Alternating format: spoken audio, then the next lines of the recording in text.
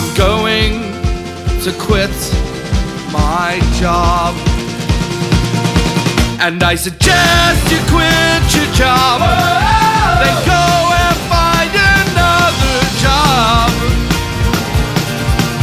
so you can quit that job. And we are recording. So welcome to it. This is Trying Harder with Gord. Wow, a lot of what was supposed to happen with this podcast / video thing has not transpired. Most notably, me against a grey wall. There were meant to be all pictures up here, and I had like cunningly worked out how to build up a vibe of a studio around me so that it looked more like legit. So imagine like carefully thought out pictures. You don't that side see my passage, and maybe I am a lot more handsome through the magic of CGI. But I've been waiting to start this for quite a long time. I've had a lot of help, thanks to my buddy Jonathan Clarke, also known as Josh. Thanks to the Shabs for hooking me up with that little chunk of their song, Quit Your Job. I love that song so much. And the idea was to kind of take my time to set it up and have it working perfectly. And that also is a negative and a positive in the sense that on the one hand, you get it set up perfectly and it looks and sounds as professional as you like. Multi-camera, again, bit of decoration and camera angle that makes it look like I'm in some sort of a studio when I'm actually in my kitchen. And on the other hand, hell, we're all in isolation, and I figure it's as good a time as any. Also, like, in a lot of senses, if you wait for a thing to be completely perfect before you start doing it, you might never start doing it, or you might miss a lot of opportunity to do it when it's not that perfect. So welcome to Trying Harder. I'm calling this episode 0 because I have no idea if it's even going to work.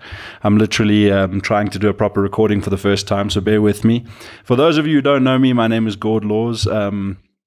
I do a bunch of stuff, kind of best known as outspoken advertising guy. I co-host the Gareth Cliff Show on cliffcentral.com on Wednesday mornings. I have decided to kind of do my own podcast because I've got a lot to say, and I'm kind of on a mission to figure things out, and it can get pretty introspective.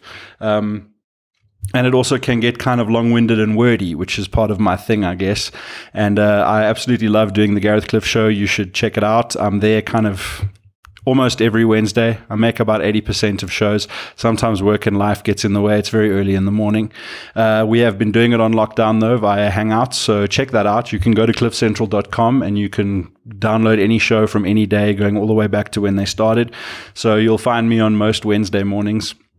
And check that out. I do, however, have to give everyone else a chance to talk on that show. And it's Gareth's show. I adore him and love him to pieces. So big ups to Gareth Cliff, and thank you for always having such a cool vibe.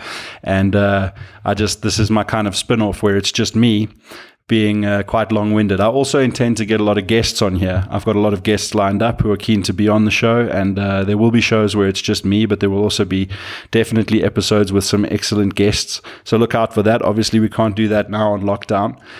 This is kind of just an introduction and a test. So episode 0, welcome to it. It's difficult to put into broadly speaking, I can summarize the concept of the show, but it's difficult to sort of put into short paraphrased terms. Really, I've been on a mission for the last... I'm 38 now, old ass bastard. I can't believe I'm 38. I have no problem with aging. It's like I'm not shamed about it. Like, I'm not terrified of getting older or anything like that. I just can't believe it's actually happened. Like, I'm near the end of my 30s, and like last week was my 20s. The week before that was university. 4 weeks ago I was in high school. 5 weeks ago I was in primary school, and like last month I was born. It really does feel like that. And then you think and look back on it and go, geez, like I've done a whole bunch of stuff, but I also haven't done nearly as much as I'd like to, and I'm not sure my energies have always been focused in the right way. So during a difficult personal time I went through in my kind of early 30s, around 32, 33, I just moved to Cape Town. I was dating a wonderful girl. Didn't work out between us, but I mean, she's an excellent person. And I had a lot going for me. I'd been made a creative director in advertising, which I don't know what to do with my hands. Like Rod Burgundy in Talladega Nights. I don't know what to do with my hands. I had kind of on paper everything going for me. I was in great shape. Those of you who know me personally or who know of me will know that my weight is a major issue and that it's always been up and down my whole life. I talk, but like two extremes. I've lost more than 60 kilos twice. I don't know what that is in pounds, about 150 pounds. I've lost more than 30 another 2 times, and I've done kind of in the 15s, 20s, more times than I can count. A problem with me is not necessarily not knowing how to lose weight or not believing I can lose weight or not having the strength or the discipline to do what it takes to lose weight. It's always a case of, even at my best, I kept in good shape for about 5 or 6 years once, and with some up and downs. During that, I had to kind of gain and lose 20 kilos, I think twice. But on that grand scope of my life, 20 kilos is not a huge amount. I mean, it's a lot, changes your shirt size, definitely. But I mean, when I start going up in 50s, and down in 50s, that's when it becomes quite a life-altering kind of your universe centers around it sort of process. There I was with my hands again. Sorry, I have my computer over here, and I'm trying not to look at myself on the screen. And when I do something with my hands, it makes me look at my screen. So go away, screen, for now. So the weight loss thing is a big thing for me, and I was in great shape circa 2013, 2014.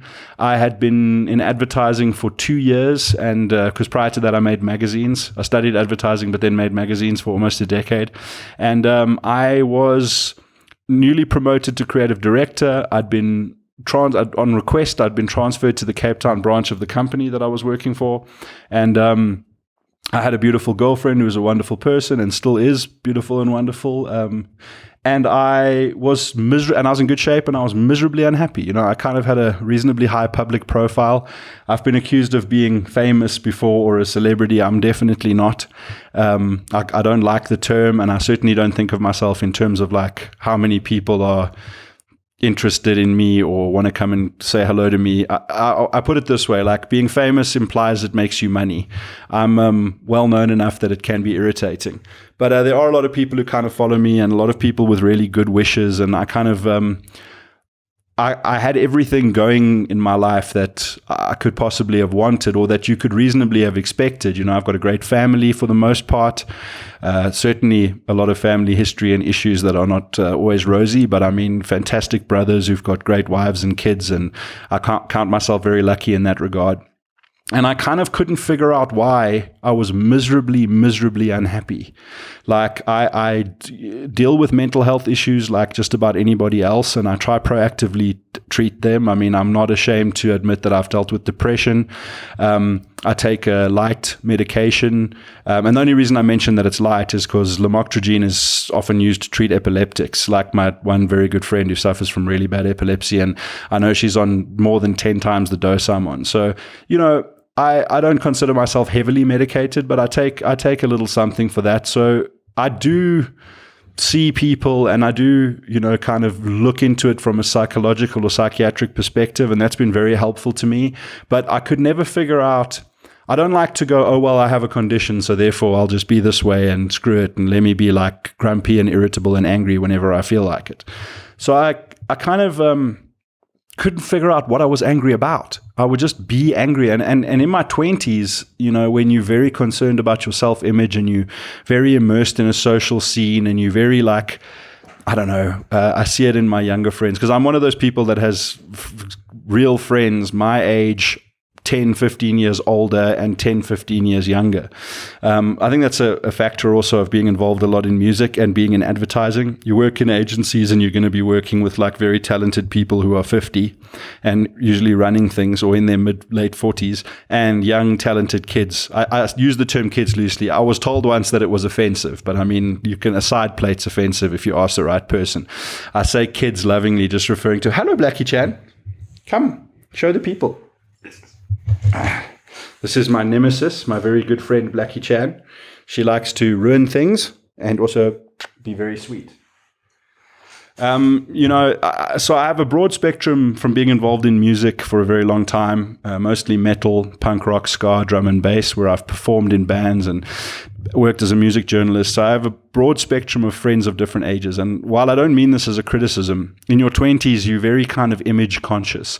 Even a major part of being image conscious when I was in my 20s was rejecting the idea of image consciousness. We are not like trendy kids. We're not like the mainstream. We shun that shit that the idiots are doing that we don't believe in. We are not that. And you're still defining yourself by what you aren't. I see a lot of young people these days taking way too seriously this manufactured image. And I can't judge them because, we all have gone through it and some people never get over it. But I think you realize as you get older that like there's a certain sad something about having eyebrows that look like they take 4 hours, that putting a whole day into taking a special selfie so that you can look a certain way on your Facebook profile. I know that the way other people dress and look's not about me. I'm just saying it's an observation that generationally this happens more in your 20s, less in your 30s, and not never, but seldom into your 40s from what I can tell. So I noticed that there's a great deal of kind of image consciousness, and it was part of where I was going with that was that in my 20s, it was part of my brand, so to speak. I portrayed myself as kind of the witty, angsty, angry guy that could have like a fun and witty rant and take the piss out of something quite brutally, and what the kids these days would call taking someone down. Although I would never try to like ruin a person's life or reputation or literally try to get them completely like humiliated socially because they used an adjective that I've decided they meant something by that they probably didn't. But it was part of my thing to just be pissed off. And, with a lot of help from aforementioned great ex-girlfriend, and patience, I kind of just said, I can't like fuel myself on anger anymore. And I can't quite work out what I'm angry about. Like there's difficult stuff in my childhood, there's difficult stuff in my past, but stuff that I'm aware of and that I've kind of dealt with. And in as much as you can come to terms with, it's not eating away at me all day. So I just decided I wanted to get better. I wanted to be better. I wanted to perform better. Like, I've always partied very hard, not so much these last couple of years. Well, not as much these last couple of years. I go through my phases, but it was just like work, hate work, but do well at it. Complain at how like you burn it at both ends, especially in advertising. Blackie Chan, you're really going to stand on my fucking iPad while I'm trying to do a podcast? And now on the kitchen table, God's sake. I love my cat. You should follow her on Instagram, the Blackie Channel, all one word. She's a total nightmare, and it's quite funny, I'm told, watching me deal with her. Anyway, so where I was going with that is just basically that I made it my thing. And then I decided I wanted to get better. I wanted to be happier. I know that like inside, I'm a person who is a positive energy, but my whole thing was like work, do well there, but be miserable about it. Train really hard, exercise-wise, morning and evening, and kind of make that a martyry thing, like death or success. Like fueled by anger. There's a really funny meme of a bird that's flying, and it's been captured at a moment where its wings are kind of hard to see, and it says like this hawk or this eagle flies on pure hatred. And, in retrospect, I loved doing that job. I loved where I was working. I have great memories of it. I miss it. That agency, Owen Kessel, where I used to work, what a great bunch of people. But at the time, I loved to hate it and begrudge it. And you work to earn your money, and you get your money so that you can jaw your face off on the weekend. And, to an extent, that's probably harmful, and be part of a scene, and then get back to work, and, takes you until Monday or Tuesday to recover from the weekend, and then back to hoping it's Friday again, so that you can live for this kind of cycle. And for not for a second am I begrudging people who jawl. I still myself like a bit of a jawl. Jawl to anyone who's watching from a foreign country other than South Africa. Very funny. My one friend, Matt's girlfriend, who's American, when we said like she's foreign so she won't understand, she was like, "We're not foreign, y'all are foreign." It's like I love that. Anyway, tangent. I'm bad at this when it comes to tangents. I apologize. So I was trying to figure out like what is this kind of negativity, and why do I just live this way? Why do I find myself always ranting and pissed off? The only release I get are these like massive parties where it's too much interaction, too much stimulation, too much harmful, alcohol and whatever else put into the system. And that's just to get you away from this life that you kind of hate on a day-to-day basis, but in actual fact has got nothing wrong with it. Great girlfriend, in climbing the ranks of advertising quickly. I became a creative director in 2 years. That's apparently impressive. I don't know. A creative director to me is like the biggest booby trap in the world. It's a lie.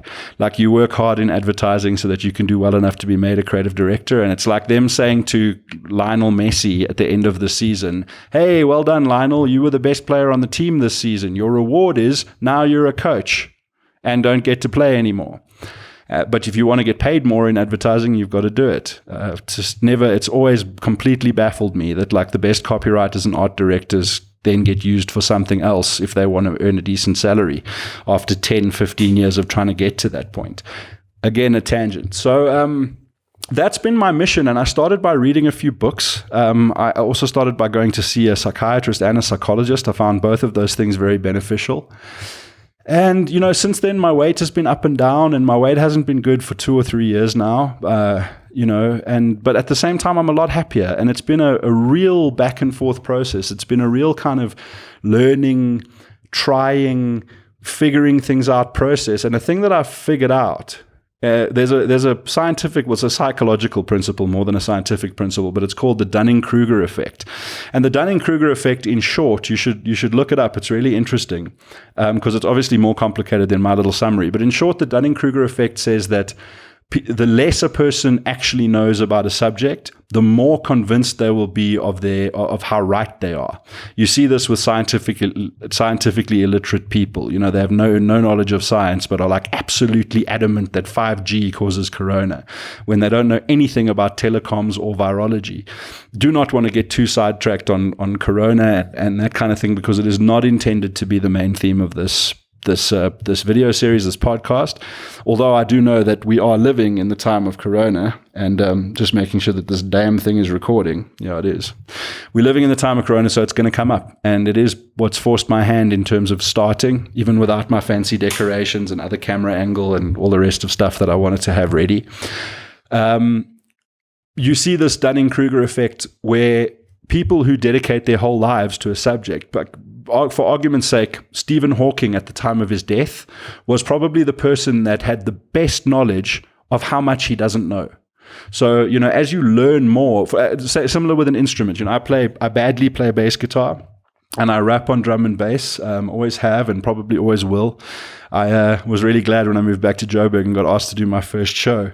Big up Toby One, big up the homies from Propaganda. They invited me to play a show, and I thought I was like, on my triumphant return, going to be like this old cat that was like the young guys. Like, I remember at metal festivals, which I started to host metal festivals. For the better part of 10 years, I hosted a lot of metal and rock festivals, or stages at Orpi-Corpi, all the rest. I'll get back to Dunning-Kruger now, but I just remember how much I loathed and despised, with no disrespect to him as a person or as a personality or his career or anything. I have nothing against him, but I loathed it when Barney Simon would get up on stage and go, "Yo, what's up, Woodstock?" And he was like 48 years old, and everyone was 25 years old, and you'd be like, "Oh God, please, dude."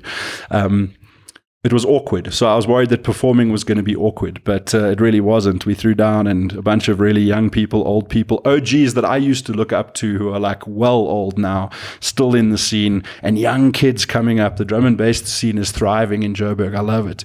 I moved to Cape Town for a few years, and it was a far better scene there because Joburg was in a massive lull. Anyway, back to Dunning-Kruger. As you learn to play an instrument, bass or guitar, it takes you, I always say the best you'll ever be at bass is the day after you start. First day is a little awkward. Second day, you learn to do one note and you go, this is going to be awesome. If you spend 20 years learning your instrument, that's how long it takes to realize how good the greats are and how good you're not. So this is kind of a similar thing with my mission to try to be better. It's one thing to... A lot of people, and when I say this, when I say these kind of criticisms or observations of how we behave, I'm including myself. I'm not pointing at everyone and going, that's wrong, that's wrong, that's wrong, that's wrong. I always see myself in these behaviors. And a lot of people kind of post what they want to be. They post what they say the thing they would like to manifest. Like, you'll post a badly spelt, terribly designed font soup meme with a quote by Rumi about like, living bravely in your soul is the only one true quest. Be the fire within, or some shit. And by saying it, by posting it to your 40 Facebook friends, you believe that you've then made a statement of fact. It's like I can say like hurdles and sprinting is the one true joy in life, but no amount of saying that's going to make me a hurdle runner that can compete at the Olympics. You've got to go and actually do these things. And another thing that I've noticed, and this is something that especially to me is ringing true now in this time of isolation with Corona, is that people don't know what they'd rather be doing. And I myself didn't know, and to an extent still don't know, what I'd rather be doing. You just know you don't like what you are doing. So I've been trying to close up the point about Dunning-Kruger, is I've been trying to figure out how to be better and how to feel better and how to live better and be a kinder, more agreeable, more person of benefit to the world and happier within myself and happier in my own skin. And it's really just led me down the path of knowing that I know even less than I thought that I knew. I've read a lot of great books. Some I take with a pinch of salt that are a bit woo-woo and hippie. Some that I take with a pinch of salt because they're a bit analytical and cold and like Western philosophy heavy. But a lot of really beneficial stuff that's made me realize like, wow, I'm far off. I'm far, far off from being where and what I'd like to be. And in the time of isolation, people are posting the memes, like I mentioned, about like, when you can't go outside, go inside. Let's emerge from this having learned to build a better world. It's like people are saying it, they're paying lip service, trying to create a narrative. And that goes back to the thing about eyebrows. And I don't want anyone to think that that's specifically a gender thing. It's guys, women, anyone who's trying too hard to create an image for themselves, no matter what kind of image it is, no matter which scene it's from, no matter what, if it's entirely about gender or not at all about gender. There's a difference between being a thing and trying to look like you are that, or trying to show people that you are that and present yourself as a thing. And the danger in that is that we confuse building a narrative with putting into action a philosophy.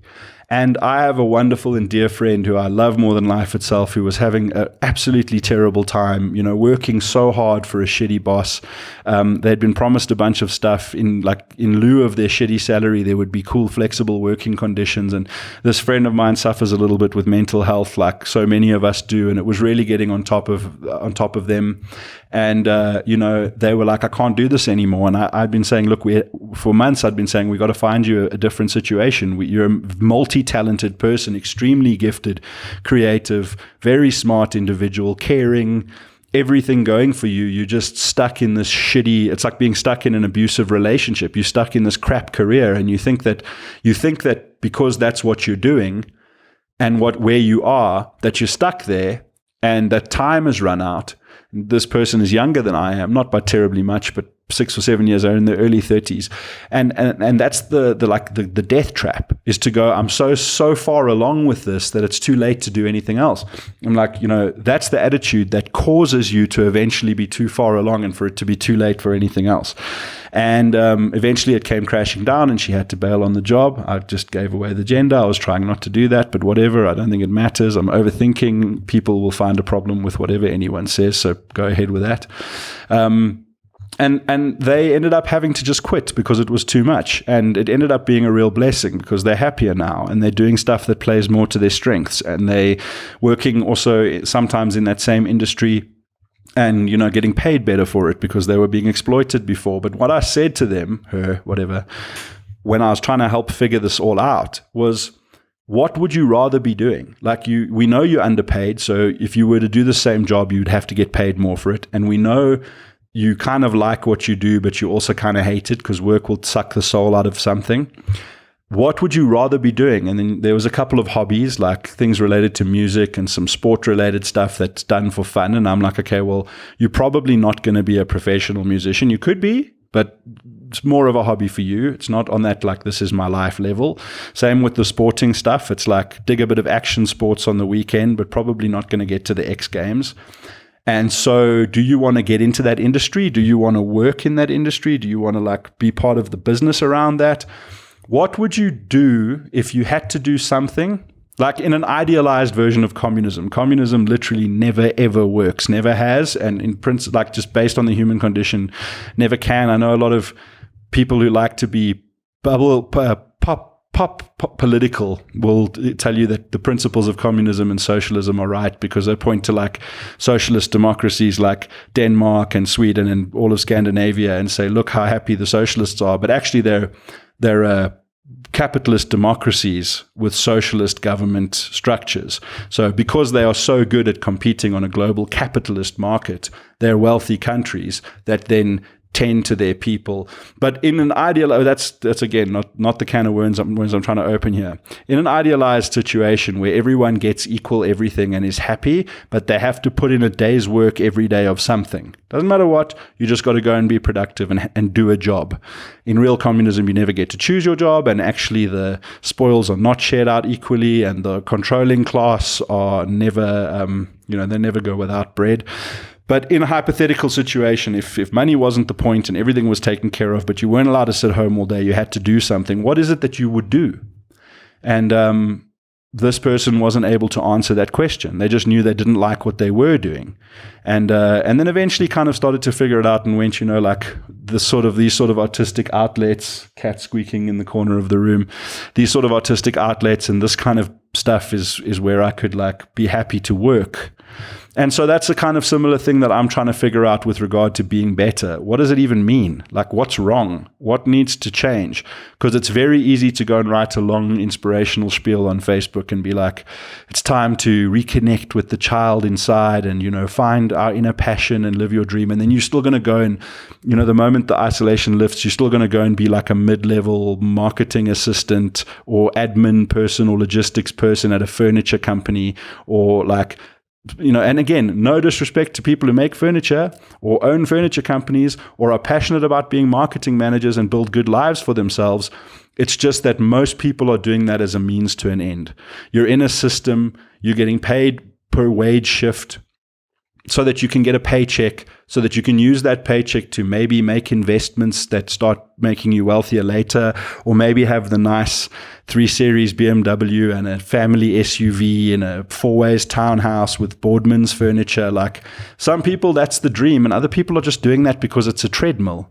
And so so back to the corona isolation thing, it's like I see so many people going, we need to change the way we live. But if you ask them, not all, but the majority will tell you, we don't know what that means. I don't know what I want to do. I just know, also it's like we should treat the animals better. We should do less pollution, but you still consume in the same way. Again, lots of vegetarians and vegans that don't, and some that harm their cause by being unpleasant about it. No one has ever been brought around to an idea by being told, you're wrong. Now shut up and I'll tell you why you're wrong. And then they listen and go, you know what, you're right. Thank you for setting me straight. You need dialogue. But like, some people do walk the talk. Most people don't. We just sign up for an idea. We share the meme that says, the trees kept voting for the axe because it convinced them it was one of them, or it's better paraphrased than that in the meme. But we share that and yet still do nothing about not liking the government. So I'm trying to figure out, the Dunning-Kruger of it. Like, I'm learning more and more about what I don't know. I'm learning more and more about what I don't want to be. I'm learning more and more about what isn't right with myself and the world. And this, and not in a judgmenty sort of way where I go, I am the king of whatever's right and wrong in the world. Let me tell you how to do everything better from my up here perchy point. I'm trying to figure it out. And I have conversations with some people who are also trying to figure it out. I've had calls from a lot of wonderful listeners of the other podcast of the Gareth Cliff show that I've mentioned to do my own show or to have my own show. There are people who enjoy listening to my perspective. There are people who message into the show on my day of the week and go, oh God, this oak never shuts up, and presumably prefer the other days of the week. But there's a lot of people who have been very encouraging. So if you are one of those regular listeners who reaches out from time to time and has called for this, then thank you. And I hope you're happy to have got what you asked for. Let me just see if I'm still recording. Looks like I am. So far, so good.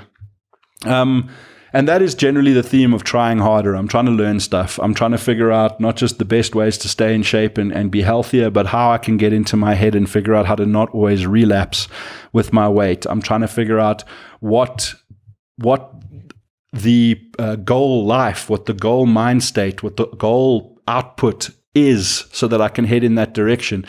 And that, I think, is where I'm actually going to get to my point finally and say that everyone's talking in, some people are saying in lockdown, like, don't put yourself under pressure to achieve and whatever. We're going through a worldwide trauma. It's a mental health disaster, and you shouldn't have to, like, these memes that are telling you now's the time to find your inner passion or just causing more pressure, and ignore them. That's fine. But some people are saying, like, this is the time to reconnect, and all they're doing is complaining on Facebook and watching TV series and writing about wanting to reconnect. And I'm no better than those people, but I'm trying to do it differently. And I have had like a massive awakening as to what it is that I would like to do, because most people can't answer that question. And that's my challenge. If you are going to do a let's grow in isolation mission and, use this time to be better, doesn't mean you necessarily have to pick up paintbrushes after 20 years of not painting and suddenly produce 8 masterpieces and like have a website up where you're selling art and become a successful artist with a day left of isolation. It means, to me, really get into what you want to do and then start figuring out, like, without taking no for an answer, it's possible. It's not maybe going to happen overnight, but if you just start and you just start going, okay, that is the life I want.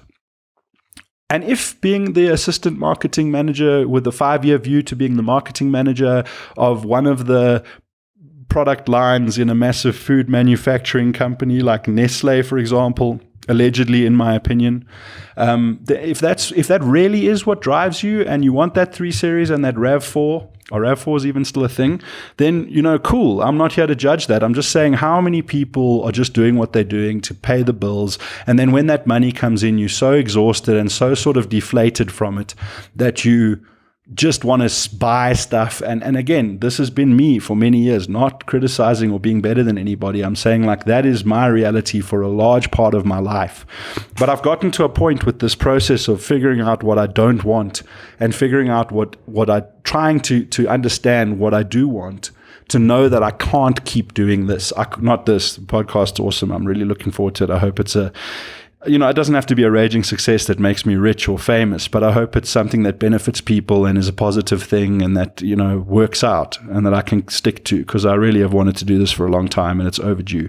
But people are just stuck in doing this thing that they don't want to do and then not knowing what to do with the time they have. And that's, I think, a big part of the point that I'm making, is that we've now found ourselves some people are working harder in their jobs than they ever have because they're trying to do a whole bunch of stuff remotely and they're trying to figure out how to run businesses. Like, I know a lot of my friends who are fortunate enough to have jobs. I'm self-employed in marketing and advertising. And then my I wouldn't call it a side hustle, my secondary but still proper job is as a voice artist. I voice all kinds of ads. Some you would know was me and some you would never think was me. It's really fun. I love doing voice artist stuff, but it's not stable enough to be my primary income. That's a job that I love, but it's one of those things where you can get no work in a month, or you can get enough work in a month that it pays your bills for 2 more months. I like doing that, but I know that I don't want to continue to long-term make ads. There's a lot about making ads that I love. The process can be great, especially when you're working with great people. The actual process of making the thing and conceptualizing the idea and being excited about a brilliant idea. I was working with a wonderful agency for January and February. I don't want to mention them in case I say anything scandalous and cast shame upon them, because I'm an external resource. But, like Monet, Felix, Fran, Steph, and the gang, you guys are brilliant. And we came up with some ideas for work and campaigns for stuff that is going to get made, probably without me, but I was core to the ideas, and that's really like exciting. But what I'm doing is I'm taking the things that I love to do and I'm good at, and sort of finding a way to take the penknife and use it as a toolbox for every kind of construction job. It's a practical set of skills that can achieve the task, but it's not what it was made to do. The pen, it's a terrible example because a penknife is a really versatile and useful thing, but a penknife is not intended to be the thing you build houses with. So it's always a bit harder than it needs to be, and it's always like not what you'd rather be doing. And there's moments where it's very fulfilling, but I don't think work and life need to be so out of balance. And I've realized that most of what I love to do, and my primary output is as a writer. Blackie Chan, you just want attention because you can see I'm doing something else. Honestly, you don't even want anything. I fed you like half an hour ago. Yes, I know. Squeak, squeak. Yes, Blackie Chan, I know. Anyway, it's when I was a kid, I loved to write stories, tell jokes, talk ad infinitum. There's friends and girlfriends and colleagues and whatever that have tried for years to get me to talk less, and they've taken it as sometimes me being kind of like wanting to dominate the conversation. It's just, and my family are so tired of hearing me talk, but it's just the way I am. I do try not to speak over people and to interrupt and to not stop talking, but there's other people that pay me to do it and see it as a strength, and that's a natural thing to me. Drawing cartoons, more I went through phases as when I was younger of taking the technical craft of drawing more seriously, but more I like the concept. I come up with a thing that I think is cool or funny in my head, and I just want to get it out. And so that's a natural thing. I used to lie on my front when the news was on and it was TV time back in the day when the TV was set and you couldn't just stream whenever. Family would sit in the lounge, news was on, father would shout at you several times for like moving at the wrong time or asking a question, and I would lie on my front with my book and just draw. And I have this natural love of rhyme. That's why I've been a rapper since I was since I was varsity age, freestyle rapping on drum and bass. And for a while on hip hop, I was competitive in the battle scene around about sort of the mid 2000s, late 2000s. I got a bit tired of homophobic slurs at strangers about how shit they are when they're actually quite talented. Battle rapping's, I fucking hate the word, but battle rapping's a pretty toxic thing when you think about it. I prefer on drum and bass when the beat is like 6 times faster, the whole tune is much harder, and you're trying to uplift the audience to enjoy themselves and be together. But yeah, rhyme is a thing I love. I realized also about 10 years ago, I had this blinding realization that felt almost like a moment of like divine inspiration, that everything I do is inspired by Dr. Seuss. I read Dr. Seuss as a kid. First things I read was Dr. Seuss. I have a massive collection now of Dr. Seuss stuff. My cartoon style is very much influenced by Dr. Seuss. I have this natural ability with rhyme, and I love to rhyme on the fly. I write rhyming stories, and I love to draw, and I love to talk. And even my first ever performance when I was in Miss Cathy's sub-A class at Muizenberg Junior School. Sub-A is the first year of school in Cape Town. I think everything now is grades 1 through 12. But back then it was sub-A, sub-B, then standard 1 to standard 9, and then matric. And I was in Miss Cathy's sub-A class, and I'd got the Butter Battle book by Dr. Seuss out of the library and read it, and it's still to this day one of my all-time favorite stories. It's like a lesser-known Dr. Seuss story, but it's brilliant. The whole thing's an allegory for the Cold War and nuclear war. And I read it, and I absolutely loved it, and I asked if I could read it to the class, and I read it. It felt like it took the whole day. Like in my memory, it was like reading a 5-hour book to the class. Now you can read the Butter Battle book in literally 15 minutes, 10 even. It's a short, rhymey story like all of Dr. Seuss's stories. But the crowd, the class enjoyed it. I don't think I got a round of applause, but everyone loved the story, and they were kind of glad that I'd read it to them. And I did a good job of reading at my young age, slowly and clumsily with the teacher's help. And I enjoyed the performance aspect. And so I kind of in this isolation time, and I started isolating, not trying to say like I was isolating before it was cool, but I started isolating about a week and a half, almost 2 weeks before it was made mandatory. And I had to pop out to the shops a few times, and I had to go for one meeting, but I tried to like be super careful. So I've been in isolation now for like a month, and I was like, and work has completely dried up. I'm fortunate that I can, just as it happens with cash flow at the moment, not that this is what I want to get into or anyone's concern, but I can weather a month or two of this. After that, I'm going to be just as screwed as everybody. But I can absorb it. It's not nice to have to spend your savings, but I can absorb this for a month or two, and I can make the best use of this time. And so that again is going to what the sort of broader theme of this particular episode is that I was like, I'm going to figure it out. And whatever it is, I'm going to start. I want to go back to like in my childhood, there was a lot of difficult family stuff and a lot of anger. And I was a very angry, I'll admit, spoilt, difficult kid, but I was totally different around my friends. I loved and lived for my friends. And they were the major sources of my pain and frustration and humiliation and toxic this and that. But like, we were a tight bunch of homies, and I felt like really happy around them. And in class, I wanted to like be the clown, but in a way to help people learn. I would like focus on the work and listen, and I did well in school, and I would like disrupt the class, but about the work, and later in varsity, I helped my friends all pass by kind of teaching the course material, which I had smoked weed while the lectures were going on. I would go through it to my friends and figure it out for myself, and in so doing teach them. And so this aspect of performance with good intention, this aspect of like the sheer love and joy of lying on my front as a kid and endlessly drawing cartoons of the same things, chicken, hands and feet with faces, little anthropomorphic animals. That's natural to me, and it's what I love. And I write these poems. The most recent one on my website is called, well, not the most recent one. One of the most recent ones on my website is called The People Who Forgot to Be Nice. And there's been a massive call. It's about, how the internet and devices have kind of robbed us of our humanity and made us nasty. Go check it out, gordlaws.co.za.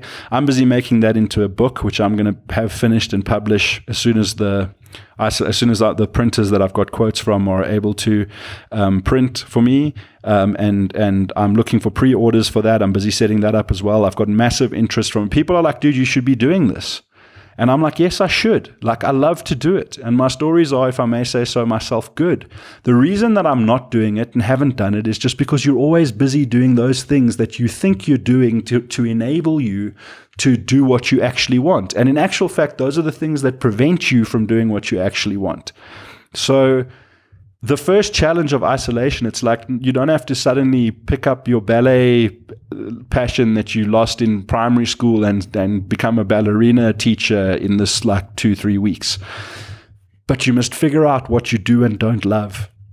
And even if you can't or don't want to get out of your career, if you're happy in your career and whatever, but if there's a thing that you love that you're neglecting, your life will run out without having done something that you love. And I also, and I think I'll go into this in another episode, I'll save it for another episode, this idea of being a servant, which is not a bad thing, versus working for yourself. Like, are you being rented by someone else to achieve their goals? Or are you happily serving someone else's goal because you believe in it also, and because the remuneration is not just enough to keep you going, it lets you do things you really love. Like if travel's your thing and you have a job and it affords you 2 overseas vacations a year, and you can put away money for your retirement, and the thing you work at, the company you work for does what doesn't do harmful things, and there's nothing wrong at all with those kinds of situations. I'm not for a second criticizing. The world needs salaried people to work in other people's big successful businesses. But if you're only doing it to get by, then perhaps it's time to do something else for a living. And if you are doing those kind of jobs to get by, and they are affording you enough income and enough freedom and enough opportunity to then do the things you love, and they are facilitating what you love, then really take hold of those opportunities with both hands. If travel's your thing, then, work for the travel, do it. And that's me. I've been trying to work out what it is I want to do. And I really think I figured it out. I think I know what I want to do. It doesn't feel like work. It does get a little bit, some days you don't feel like sitting and drawing for 5 hours and, trying to learn this drawing program that I'm using called Procreate on the iPad Pro with pencil. I've had this device for the purpose of getting back into cartooning for 2 or 3 years, and it got stolen and I replaced it. But I just get stuck with not knowing how the program works, and stuff that I can do in Photoshop I can't do with Procreate. So I've dedicated myself to figuring out the printing process, figuring out the distribution process, getting assistance from a good friend who's a good designer to lay out the books. Really, I'm going to publish these books, and I want it to work out. I want it to, if not immediately be, but then to become my job. And it can, by my projections, if people like it and I'm actually good at it, which only time will tell, make me a living. And I think that that's something worth fighting for, to do something that you think does good, that can teach kids stuff and adults. The books are like intended to be for kids, but that adults can also enjoy and get something from, can make me happy, can make the world a little bit better.